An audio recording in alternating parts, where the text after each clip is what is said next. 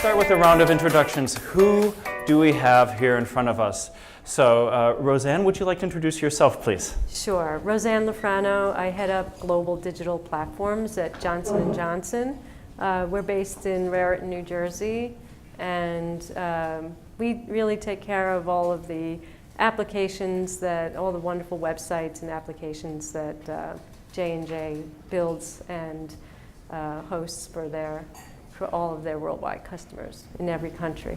In case there's somebody out there who's never heard of Johnson & Johnson, do your products have an influence on real people? You might not have heard, in case you haven't heard of Johnson & Johnson. And so, we're one of the largest healthcare companies in the world, and it's a very old, prestigious heritage brand. What's your favorite brand? Neutrogena. Neutrogena. Okay. Neutrogena users in the house? I thought so. But if you fall down, you can get sutured up. You can, or maybe you'll just need a Band-Aid, maybe for your ankle, or pretty much we have it all covered. She's got a swag bag by the door. I know, I wish we did. I didn't think to do that, sorry. Good, thank you, Rosanne. Roland, would you introduce yourself, please? Sure. So my name is Roland Benedetti. I'm Chief Product Officer of Easy Systems. You might not know Easy Systems as much as you know Johnson & Johnson, but we are basically a software vendor. We've been in the field since almost 20 years. We're about to actually celebrate our 20 years. And we basically do an open source web application and content management platform to enable developers to build any kind of web applications which are content driven, but also with commerce capabilities. So this includes customers from the publishing area, such as The Economist, or customers from the healthcare area, or all industries, but we are quite focused on enterprise and I would say advanced and complex projects. So other than The Economist, are there big brand names that run Easy Platform? Yeah, sure. Well, there's a lot of org actually. I'm thinking about Ministry of Defense in France, for instance. They run Easy Platform. I'm thinking about Yellow Pages, because we have quite a few Yellow Pages. We have Yellow Pages in France and in Germany, I think. And we also have something called Hybu here in the US, which is similar to Yellow Pages. It's actually an emanation of Yellow Pages. About the Financial Times and the Nikkei stock market? Absolutely, of course. Thank you. Indeed. Financial Times is a great brand. They do a lot of things with us, and they actually run also the Nikkei websites. So yeah. Thank you. Yeah. Mark, you're up. Mark Lenhard, run the strategy and growth team at Magento. For those of you that don't know what Magento is an open sourced commerce platform recently acquired by Adobe. But we enable brands, both B2C and B2B brands, to run their commerce sites, everything from the CMS to their catalog, checkout, etc. Run that digitally and do both, like I said, B2C companies as well as B2B companies, or hybrids of both of that. And so we have a variety of products both on-premise in the cloud, and help to push that out to everything from the smallest mom and pop that's getting started all the way up to multi-billion-dollar organizations. For example? Let me see the ones I'm allowed to talk about. If you go to Magento.com, there's 200. No, Helly Hansen is one that runs. So if you're a consumer that wants a new ski jacket, that experience runs on Magento. If you're a ski chalet in Switzerland and ordering a pallet of stuff, that experience runs on Magento. As well as folks like Steelcase. So if you're a big buyer and you want to outfit DocuSign in those are chairs, right? Those are chairs and desks and a whole host of other things. Magento runs a platform behind that. Cool, thank you. So what do these people have in common? We have two things in common, all of us. One is that we have all staked our claim to open source philosophy and seen the benefit of open source licensing. And two, we have put that software into the cloud. So I'm going to go through the ranks again and ask each of you to explain to me and to the audience why open source? What kind of benefit has open source brought you? And Rosanne, especially for you, I think not just your Johnson & Johnson experience, but your experience at Condé Nast and Time Inc. and your previous experience bringing open source into publishing is really salient here. Yes, so as Robert mentioned, my background, before I joined J&J, I had worked in the publishing and media business for as long as digital has been important to publishers and media. And while there, really, the name of the game was innovation and moving quickly. And really, we needed the freedom to move quickly. So there were a number of different technology choices we needed to make on the fly during that journey. But the long and the short of it is that as digital came into its own as a critical business in its own right in the media space, we couldn't have really done that without moves to open source and the cloud. And as all of the technologies, evolved and matured, one of the realities was that in order to stay innovative and have a competitive edge, we really needed to embrace technologies that allowed us to have more and more focus on the application and less focus on the underlying foundation that makes it run. And by doing so, we could stay competitive and innovate and focus on the customer experience. And what are some of the systems that you've adopted throughout all of these organizations? Drupal plays a big role in media and now at Johnson & Johnson. The key difference between what we were doing in media and what I do at J&J is that J&J is vast. So the key here at J&J is scale. In media, we would tend to focus on smaller numbers of very high volume websites and applications and brands. J&J it's just vast. We have thousands of applications, thousands of sites, and we really needed to rely on open source as a means of scaling innovation. With 250 businesses operating and selling products in over 175 countries, what we were running into, J&J was really running into a lot of problems scaling proprietary software in the digital space in particular. And that's when J&J turned to open source and Drupal and the full stack in order to really scale innovation. And one of the keys there is that we were really able to federate development. That's really key. We support over 1,000 developers developing 2,000 applications and maintaining them. So we really needed to have a technology that allowed us to share capabilities across the portfolio, but also gave the freedom to innovate and the freedom to really solve problems for very unique businesses, and all with compliance and an understanding of the different regulatory requirements across different countries where you have to build in different layers of compliance and regulatory workflows depending on the country. Thank you. Awesome. So anything other than Drupal, other systems? Well, the whole stack is open source. Then there's Drupal on top of that. We also use Symfony, we use Node, we use everything. React, I heard recently? Possibly, okay. Potentially. Probably. Doesn't. Well, and there's, again, we develop in so many far-flung places. You've got 2,000 apps. I don't blame you if you can't keep track. All sorts of stuff. But there's a lot of experimentation that goes on, and that's part of the culture that open source helped J&J embrace. Thank you. And, I really think that shows up in our willingness to experiment with all of Great. new technologies. Roland, Open source, easy platform. Why? Why? I would have to speak a bit on behalf of our founder. I've been with Easy a little bit, like I joined in 2005, but they created the platform before. And I think one of the main reasons at first was they wanted to make something that makes a difference, but they really believed it was not so much about technology, but about people, and about how people could communicate and collaborate on building something.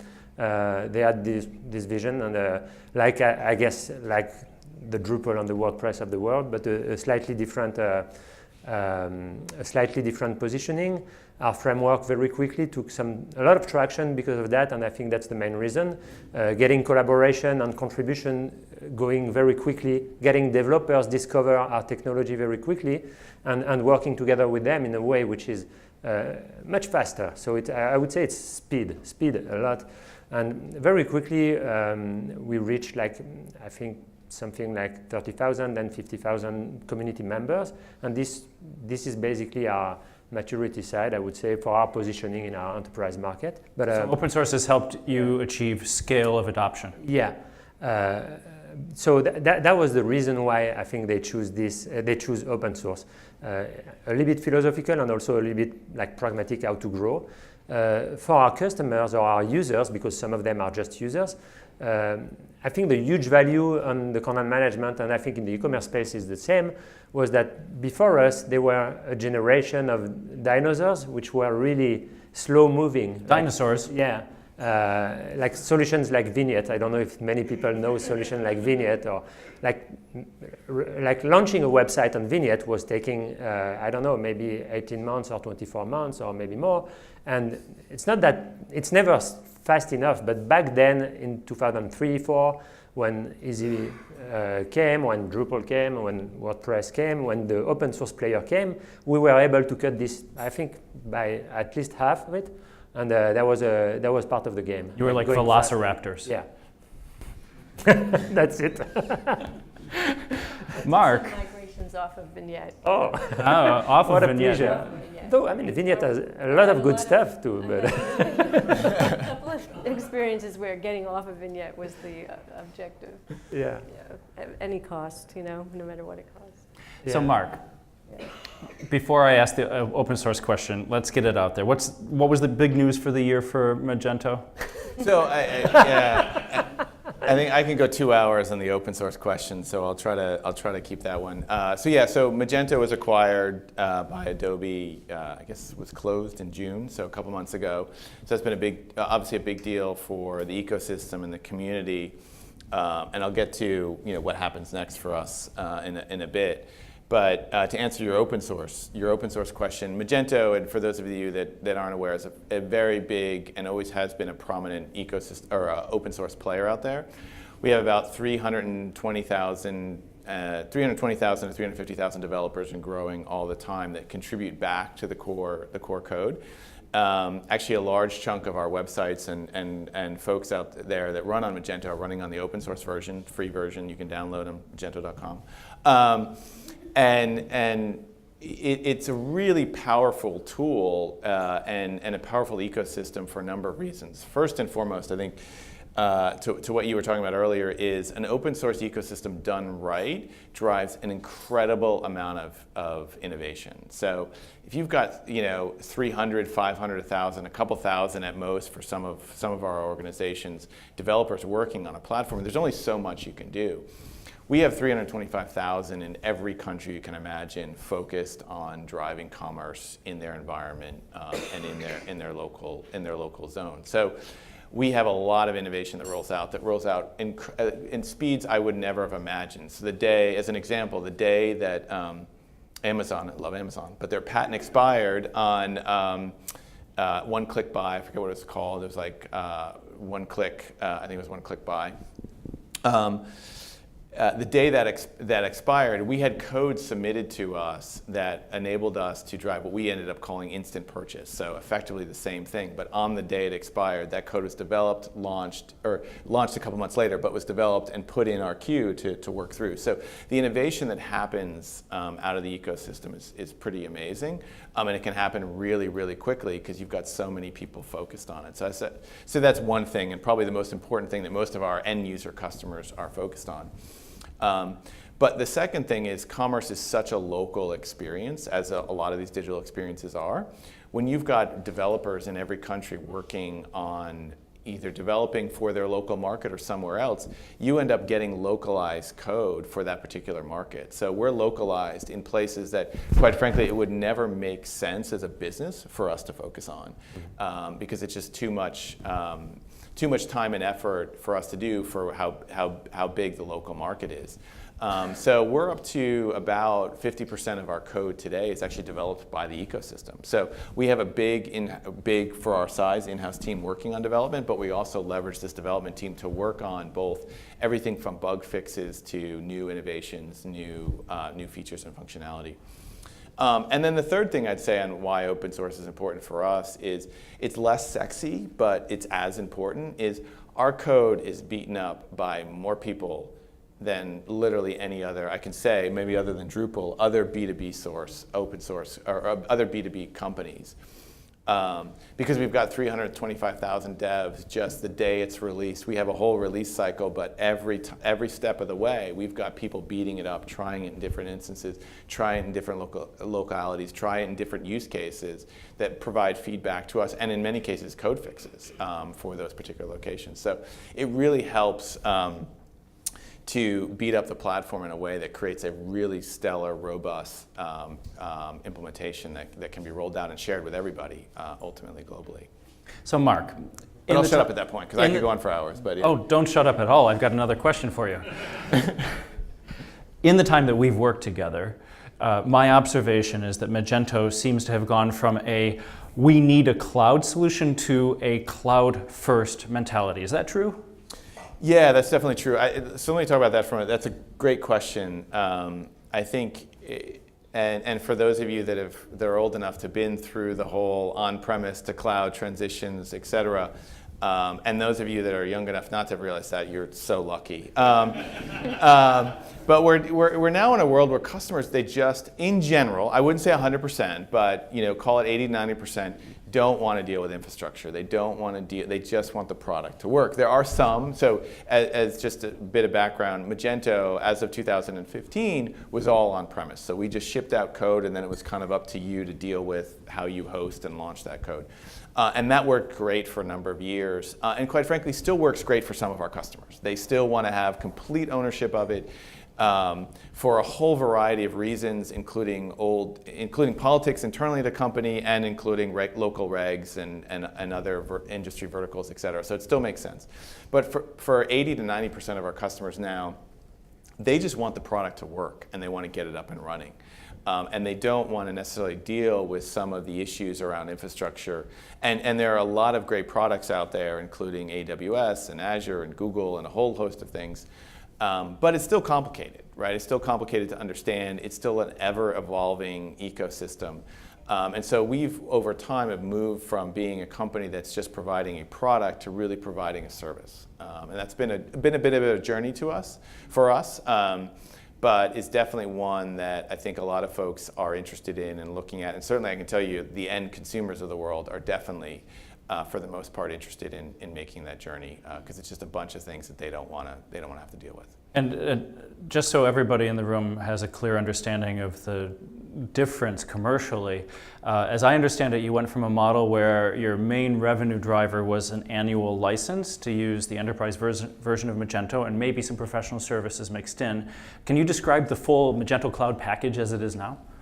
Yeah, I mean, from an economic point of view, it's moving from, it actually hasn't changed a ton, other than we're providing a bunch of other products and services there. So customers pay us in general an annual fee or multi-year fee to provide our service, but it's more than just the code now. It's also the service around hosting, support services, et cetera, that we do in partnership with Platform. and provide that service and a number of other services out directly to the consumer so they don't have to worry about it. So we roll that all up and enable them to go forward. And really for them what that means is they can focus on running their business and focus less on how do they host and run and operate the product. But it's a challenging journey to do that. There's a lot of challenges along the way. In many ways, I wish we could just ship code. It's pretty easy to ship code, but you start shipping code and to providing an actual service, it's difficult. Our code and our platform is mission critical. So every second that we're down, our customers lose money. And that's the real cost to a customer. And so we need to be up 24/7, 7 days a week, and deal with a wide variety of customers that may have different load factors and different demands that they place on our application, and we need to be able to support and maintain that throughout those time periods. And Roland, Easy Platform is on a very similar journey to Magento. Mm-hmm. Do you see the same benefits and challenges that Mark just described? It's probably a bit different, but what we sell is the same thing. It used to be a subscription, not only a license, a subscription, because we already had support and maintenance, and I guess you too, and additional services that we could package. We just added infrastructure in there and additional services related to the infrastructure, which is great, because for us it's not the main reason, but it's also another source of revenue actually. So, but the main reason is more the benefits and the value for our customer. They can go to market and be better, faster, and especially they can reach higher quality. I think that's also important. But the question I think at first was about cloud, and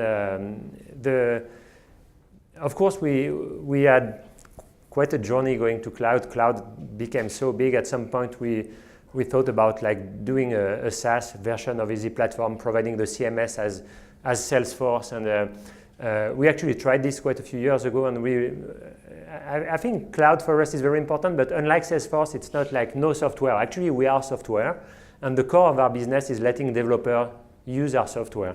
So it took some time for us to figure out that there's a cloud solution which allows to totally abstract from the infrastructure, but let you code, let you develop, and that's really what the PaaS paradigm allows you to do, and what platforms allows us to do on our stack, which is the PHP stack and Symfony stack. So that's a great value, because it basically focuses on the code, like just the code. It's not like no code. It's focus on the code and develop as fast as you can, high quality.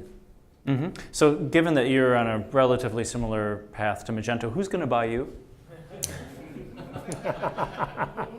I don't know. A lot of people in the room. Yeah, Mix and mingle. We can discuss about that. Rosanne, internal to Johnson & Johnson, is there a... We're not for sale. Darn. Because I was going to have that conversation. Is there an internal conversation or debate about cloud versus on-prem, and what does that look like? Well, at J&J, we solve things by harmonizing. So we have a hybrid. So yes, there is a debate, but we solve it by just embracing everything. So we have a hybrid strategy from an infrastructure perspective.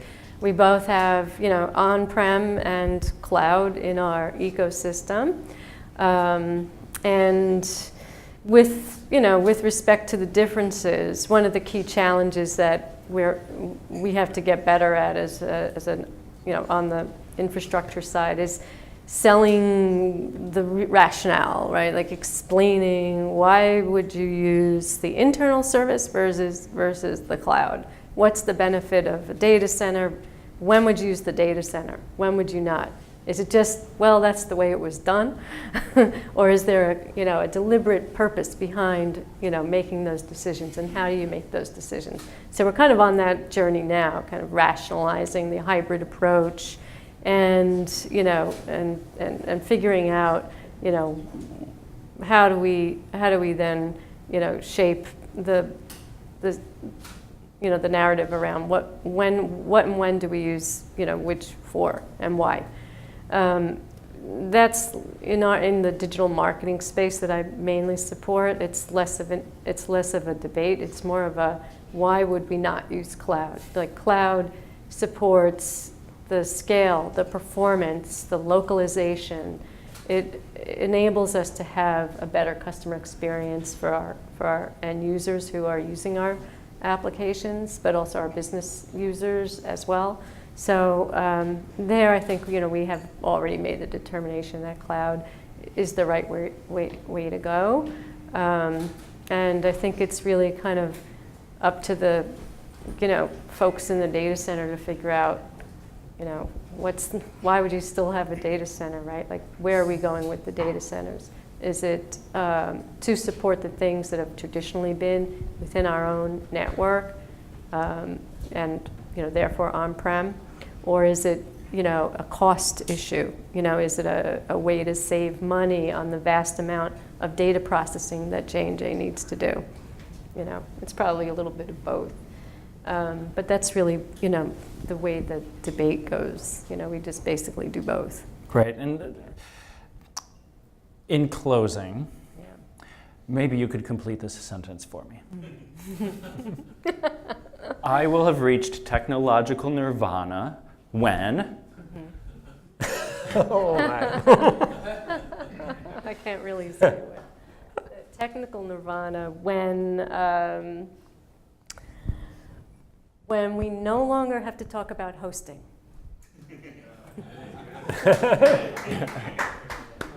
Hold on, what would make you the happiest when you wake up in the morning, technologically? I mean, I can't say that honestly. No, not when I wake up. But no. I mean, we're in transition, of course. But as a product manager, for me, especially open source world, I think the cloud is the dream to monetize your software. So when we are fully cloud, we see that really the traction is huge now. I don't have the percentage, but the immense majority of the deal the proposal we are sending, it's with cloud. So we're getting to a 100% cloud, that's for sure. And for us, it's great because it's way simpler to sell. Mm-hmm. And Mark, any strong vision for the future that you can share with us? I don't know about any vision for the future, but a couple things I would say. One is, in terms of nirvana, I think we always look at it two different aspects. One is from the end customer point of view. Yes, you're exactly right. Like, never have to worry about hosting. You should never have to even know what's going on or understand what's going on, right? You can if you want to, but you shouldn't have to worry about it, right? It just doesn't exist from your point of view. And I think we're getting there, but it's more, over time it's been more and more than just hosting. Now it's, hey, how do I deal with AI? How do I deal with search? How do I deal with a whole host of services that different providers are starting to get out there? What do I do with it? And when do I leverage AWS versus Azure versus somebody else versus build it myself, right? So I think there's certainly that aspect that goes above and beyond hosting. And then I'd say from the developer, we're always very focused on the developer aspect as well, because we have internal developers as well as this ecosystem I talked about. How do we make it so freaking easy that they just don't have to worry about some of the basic stuff, right? I don't mind when they worry about the hard stuff, but the basic stuff, how do they get, in our case, websites, commerce sites up and running? And so much of that is easy, straightforward, and transparent. And I think we're a really large portion of the way there. Always room to go on that, but we've made leaps and bounds, and our community is just so happy about that experience, more happy than they've been about leveraging other providers. And I think that to me is always a good reflection, right? When developers are happy, ultimately the end user will be happy as well, because the sites get up faster, they're better, they have more features and functionality than the customer ultimately wanted. But that's it in a nutshell. Great. Now, to you in the room, given this panel of highly experienced, successful professionals in disparate fields, do you have any questions? Any questions from any of you? This is your last chance.